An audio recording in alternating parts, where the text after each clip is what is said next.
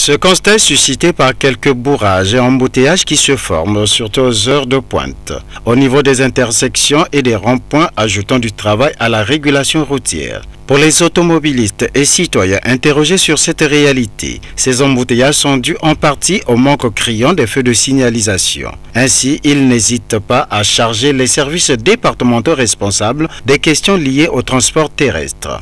Les plaques et autres signaux ne suffisent pas pour réguler cette situation, car les piétons, surtout les personnes de troisième âge et des enfants, ont aujourd'hui la peine au niveau des intersections à traverser les artères. Et pour cause, l'absence de ces feux de signalisation qui devraient stopper net les velléités de vitesse de certains chauffeurs. Au centre-ville, par exemple, les feux de signalisation de l'arrêt de bus de l'hôtel Elaïs n'existent plus, tout comme ceux du rond-point Château d'Eau dans le quartier OCH. Ils sont devenus des poutres d'un hangar qui soutiennent à leur extrémité supérieure des ampoules incolores, semblables aux nids d'oiseaux. Que dire d'autres comme ceux des ronds-points lycée technique Poitiers-Bernard, sur l'avenue de l'Indépendance ou avenue de la Révolution et de Sympathique dans le 2e arrondissement Mvumvu. Quel risque court un piéton qui traverse dans la nuit aux heures où les policiers routiers ne travaillent plus, admettant avec Axel Bouiti, citoyen.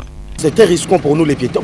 Quand vous voyez même là, il y a des embouteillages qui se passent, c'est par manque de feux de signalisation. S'il y avait de feux de signalisation, ça devait être un peu facile. Vraiment là je regrette. Pour une grande ville comme Pointe-Noire qui manque de feux de signalisation. Regardez à Brazzaville, partout là où vous pouvez passer, il y a des feux de signalisation. Les conditions sont vraiment réunies. Mais pourquoi pas ici à Pointe-Noire? Non. Surtout le matin, il n'y a pas de policiers. Je demande vraiment si eux pouvaient quand même nous arranger le feu de signalisation. Ça va quand même nous permettre le matin pour aller au boulot. Quand nous sortons le matin, ça va nous arranger au moins. Est-ce aisé dans une agglomération d'une importance considérable comme celle de Pointe-Noire de circuler sans percevoir les feux tricolores? Deuxième ville du pays où on reçoit beaucoup des étrangers, des blancs et des noirs africains qui viennent de part et d'autre.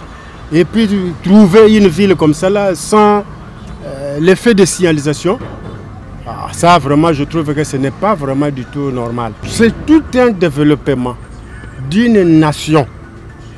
Maintenant quand ça manque, ce qui veut dire que je ne sais pas, est-ce que nous sommes en train d'avancer ou de reculer ou de marquer les pas sur place? Ces faits ont une fonction de gérer dans le temps et l'espace les conflits entre usagers de voies en alternant le passage de ces derniers. En effet, lorsque le flux d'automobiles et des piétons sont denses, ou bien que la vitesse des véhicules est élevée, les feux tricolores sont un moyen efficace de gérer ces différents flux, nonobstant le gros travail que fait la police routière.